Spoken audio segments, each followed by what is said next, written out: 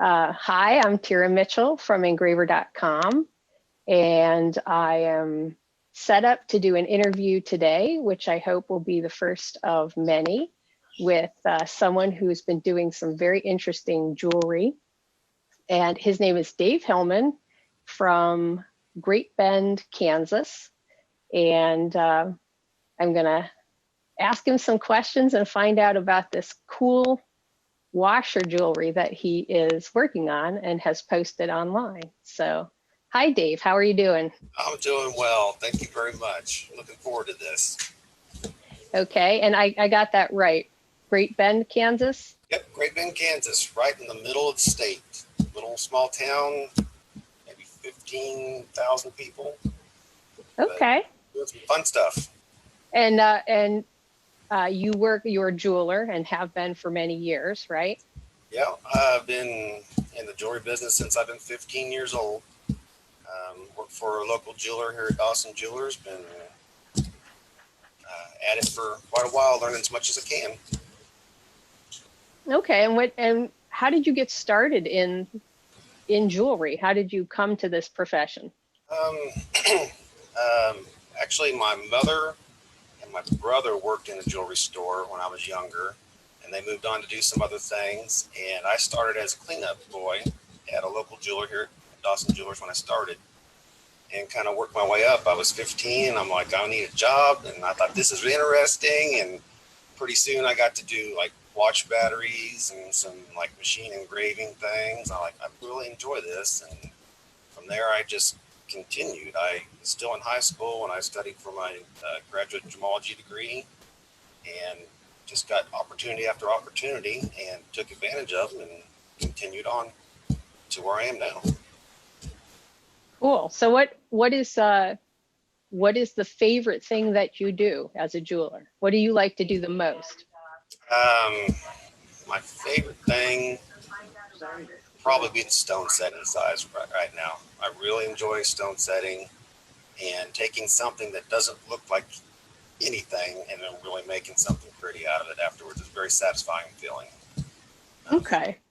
Well, one of the reasons I really wanted to talk to you was that you've been posting some pictures about washer jewelry, Yeah. which I find fascinating, since you just said taking something or making something out of nothing. And how did you come about that? You just wanted to be creative one day, or? Oh, it started out, I was engraving a lot of stainless steel, a lot of 316 stainless steel, and it's just not that much fun.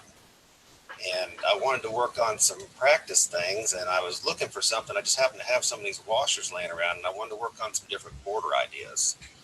And I put one in ball vise and started cutting on it, and I was like, this really cuts smooth, nice. This is so easy and not like stainless by any means. And started being a lot of fun, and I ended up covering the whole washer with different patterns, and I took a couple of them, and I did the front, I did the back, and I showed one to my mom. I was like, do you know what this is? And she's like, I don't know, can I wear it? And I'm just like, no, it's a washer, it's not a piece of jewelry. And she's like, well, put a hole in it, I want to put this on a chain, I want to wear this. And I finally gave up. I was like, all right. So I did a couple more of them and just kept engraving these things, and I got a lot of comments, and then from there just started. I made a ring, some other different styles, and I think, how far can this go? Okay, I think you sent us a bunch of pictures. So, yeah. Rob, can you put up some pictures of the jewelry when you get a chance?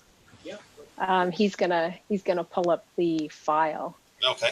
I find them fascinating because I would never have known that they were washers unless you said. I appreciate that. That was.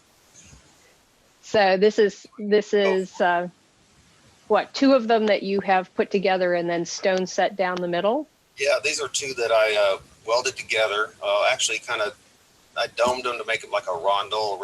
I'm not sure how you pronounce it, and welded them together, and then right cut some stones down the center of them, and it turned out better than I thought. But it's always learn a little something extra when you do one of these that I can take and use on, quote unquote, a real piece of jewelry down the road. Well, yeah, it's really kind of cool Okay, can you go to the next one, Rob? This is not washer jewelry, but this is representative of some of the great work you do. This is all 316 stainless steel rings.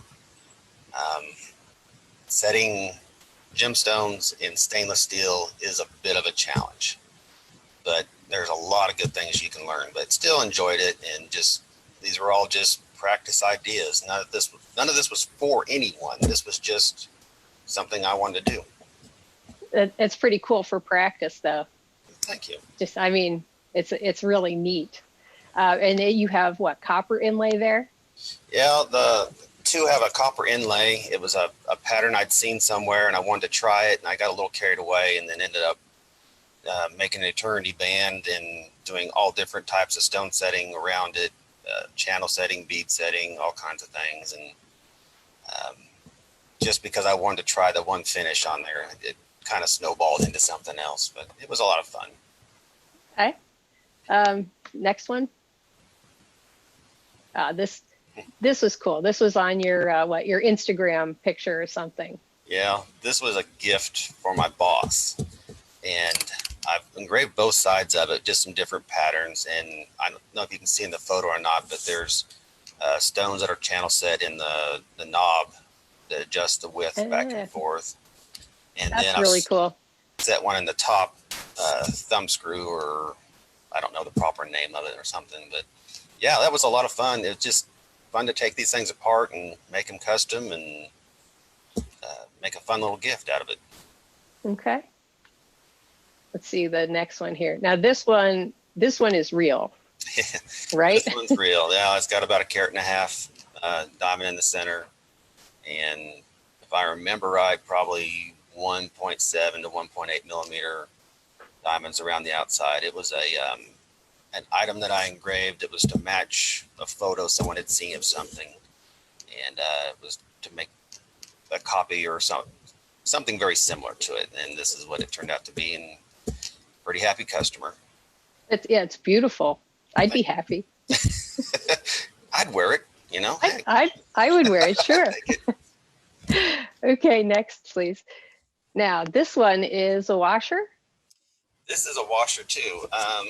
This is a dome pattern. I just kept going and going, just wondering what else can you do with these, and it's kind of a chip carving style, and then about an 8 millimeter DZ that's set in the center of it. And this is when I figured out how hard it is to actually photograph engraved items. Yes. I really struggled with that, and that's just one more thing I need to learn, because it is very difficult for me to relay what it looks like in person on a photograph. I've always had a lot of trouble with that. Well, it's very cool. I was very happy how that turned out. And this one is what? 3 washers. This one is 3 washers.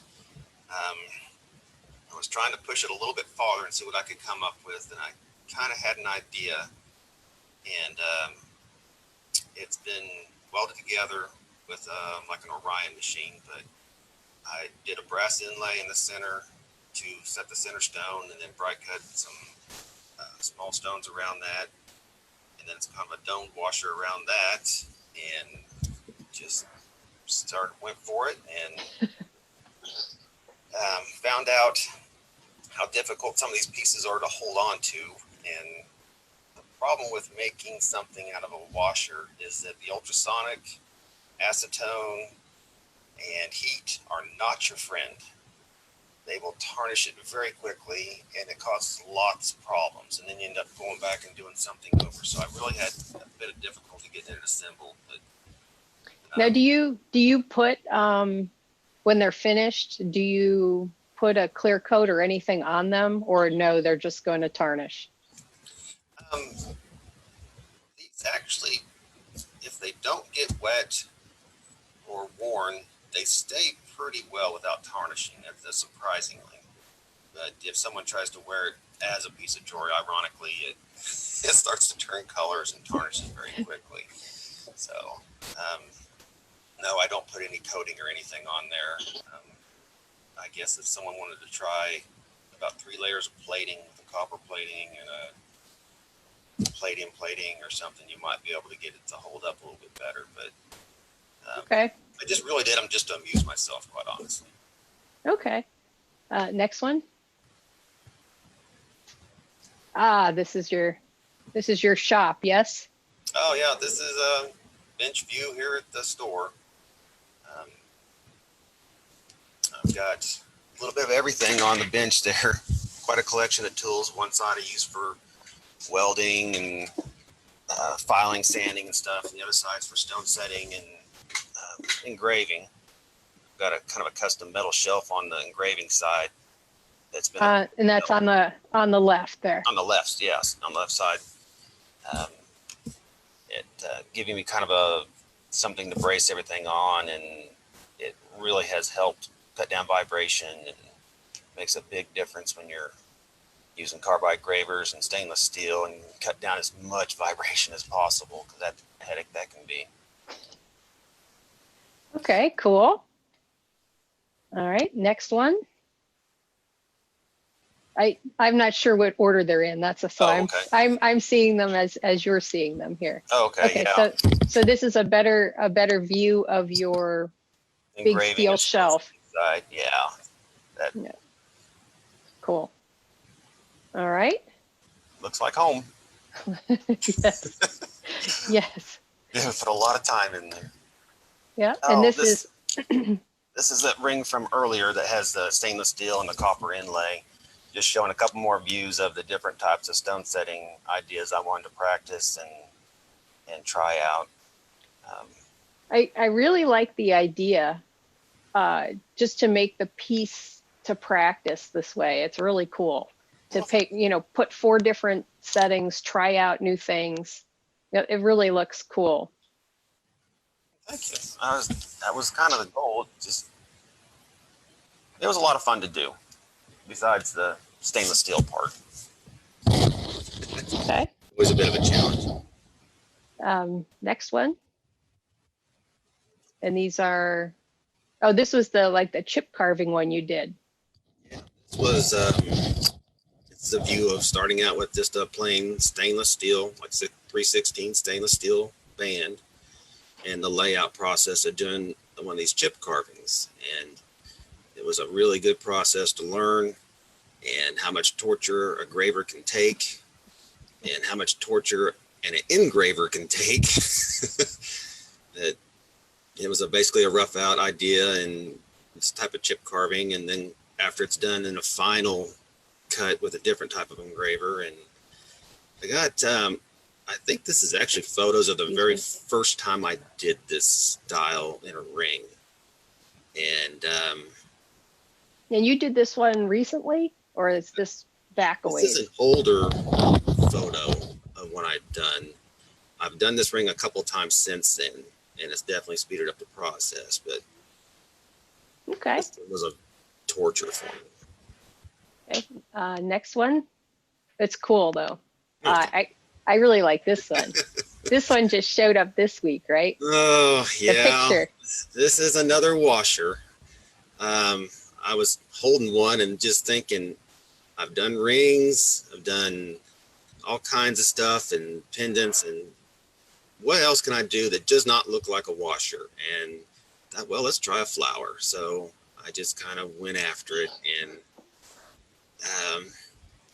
it made me chuckle when I got done with it. And so I really enjoyed that. Yeah, I like this one this week. Okay, next. Do you have another picture, or is that? No, I do. Okay, we're trying to find it. Oh, okay. And it has like what, a brass in the center? Do you got a weld? brass inlay in the center, and then some cubic zirconias that are all set in there. I just did the same process of kind of setting it like an inlay, and then cutting out for stones and lots of polishing. And Okay, so maybe we were at the end then. Yeah, Oh no. Go back to the beginning. I see. Okay. Yeah. Okay. And this is close-up view of some of the washers that I've cut over the years. There we go. Okay. And then also making chains? Yeah, this is the only item I've ever made for myself from scratch. I think it's called a Ramses style link or a double Byzantine, something along that line.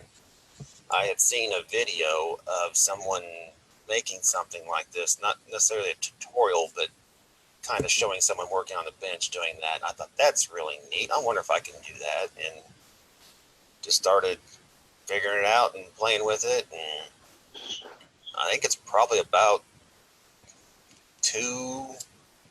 maybe 2.5 ounces of silver in that bracelet. And I can't remember because at the same time I did a necklace similar to it too. But it was a fun project. I like how you have all the pictures as well. Yeah, it kind of gives a really nice idea of kind of, I don't know, just little parts, little snippets of what went into the whole. Well, when you say you're making something from scratch, this is truly making something from scratch. And I don't think a lot of people understand the idea of what it takes to turn a molten or rough metal into a finished piece. There's so much labor that's there that no one generally gets to see. They see the finished piece and, oh, it's pretty. And they're like, thank you. There was a little maintenance there. There was a little work that went into it. Something other than the word Shazam happened. Yeah, right? It didn't come out of the microwave finished. No, it didn't. Okay, well. But I enjoyed it. It was fun. Okay, that's the ring again. This is the latest one in stainless steel that I did. That's a chip carving style. And then there's I guess then is that the actual washer and then the Yep, that's the flower. before and after. Yep, that's the washer I started with, and then the finished item. Okay, that's very cool. I like how you do the before and after pictures too. So I think that's the whole. I want someone to realize that you can take something that has little or no value, very unattractive, and with some blood, sweat, and tears and a little imagination, you can really make something pretty. I really like that idea. I get a kick out of that. Yep. Well, it's really good too, because I mean, we all started somewhere, and I remember when I started just trying to come up with projects and ideas, and I got tired of practice plates, and I only did one piece of washer jewelry, which I showed you the other day. And it's just an engraving. I didn't set stones or anything, but that's what actually gave me the idea to make a flower out of that last washer. I bet I can make a flower out of that. That's a good idea. Okay, well, I mean, it's cool though. I find it interesting, and I wish that I had seen something like it 20 years ago, so I could have, maybe done more with it at the time, because it would have been inexpensive to try and stuff. So you've been posting a lot of your stuff on social media, or a little bit. That's how I saw some of this stuff. What is social media and the internet and everything, how has that changed? Maybe how things are going today versus, I don't know, even a couple years ago. Oh, it's made a big impact. When I first started in the business, I basically learned from my boss, and I was kind of limited on what I had seen. And then when social media comes around, there's a YouTube video to do anything. You get to see what people are doing in real time. It's really quite amazing. You can pick up things so much faster with seeing someone actually do something than trying to read it out of a book or something like that. So it's made a big impact on how cutting down more your learning curve, I think, in a lot of situations. And with the ability to be able to take small classes instead of spending a year or 2 years at some type of jewelry school or something. For people who've been doing work and been on the bench for a number of years, these 1 week classes and those sort of things are really beneficial. It's amazing how quickly you can learn. Okay. Are you touching your microphone at all? Because we're getting a little bit of feedback. I think I was. Okay. I just want to make sure, because we're getting a little bit of feedback with that, and I want it to be clear. So. Is it better? Yes. Okay. No problem at all. Yeah. All right. That's on. And I'm sorry. Yeah. Okay. And so when you're working, what you have a home office and a office there, or just the one at work, or what? Yes, I actually have a home office that I do some work into. Got a little different setup there. Majority of things I do it at the store, unless it's a project or a gift, which, let's be honest, at least 90% of the things I have engraved end up being gifts for somebody else. I guess I just like giving things away or something. I don't know. But no, I have a shop at my home that has a engraving setup, and I also do some diamond cutting, colored stone cutting, and a little bit of everything. I believe in the gathering of knowledge, and I think learning a little here and a little there, it helps whatever craft you are in, and it makes a big difference in the long run. Okay. And I noticed on your bench you have like every tool, everything. There's always more tools, Always more Girls tools. can't have enough shoes. Guys can't have enough tools. Well, some girls can't have enough tools either. Well, I didn't mean it in. I'm just saying. Yes.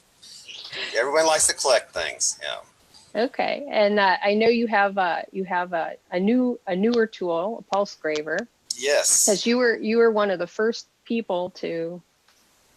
I was lucky enough to get involved early. Get out into the world and brave it. Yes. and how's that working for you? I've really enjoyed using that pulse graver. It was very easy to pick up on very quickly. There's not a lot of moving parts to it per se to learn. Plug it in, no air compressor, turn it on, you select which type you want, and you're ready to go. It's very simplified. I really enjoy stone setting with it more than any engraving tool I've used before. I like the control that you have and the ease of being able to just adjust the handle quickly, change the settings of power, and the ability to be able to use the machine kind of like a hammer and chisel action, or a GRS or a Lindsay action, I guess you might call it. There's so many different modes, and you can actually make the machine work for you instead of trying to figure out how I'm going to work with the machine. The adjustability is just outstanding. Okay, well, I'm glad that it's have working. One. I would recommend you get a couple of them. That work out very well. Well, I'm glad that it's working out for you. And based on the pictures of the stuff you've been posting, it's always fascinating to see, what everybody's doing with the new technology. So personally, that's really makes me happy. So I enjoy it. I'm really glad I got involved. No regrets at all. Okay. And people can see your work on Instagram if they follow you, and that is at it's D Hillman 100. Okay. Instagram, yeah. And do you have a Facebook that people follow as well? Yeah, I believe it's Dave Hillman Facebook. I'm not really sure. Okay. All right. And anything else? I don't have anything off the top of my head I can think of. I appreciate the opportunity getting to talk to you. Thank you very much for doing this. I've enjoyed our conversations that we've had and looking forward to some more in the future. I really appreciate everything that you've done for me, Tara. Thank you very much. All right. Well, it's been a lot of fun. And if anybody out there wants to see me, I'm on Instagram at Tira.Mitchell, and engraver.com is my website. So long until next time. And Dave, have a great week. Do the same. Thanks. Thanks. Bye-bye. Bye.